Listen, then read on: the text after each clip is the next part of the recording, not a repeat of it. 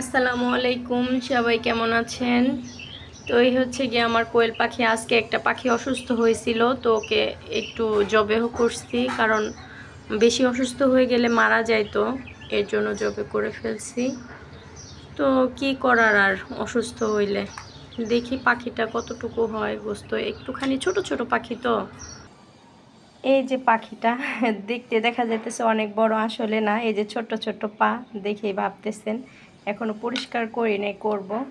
করে তারপরে কতটুকু গোস্ত হয় দেখাইতেছি আপনাদেরকে। ছোট্ট একটা পাখি অসুস্থ ছিল, তো জবা করে ফেলছি।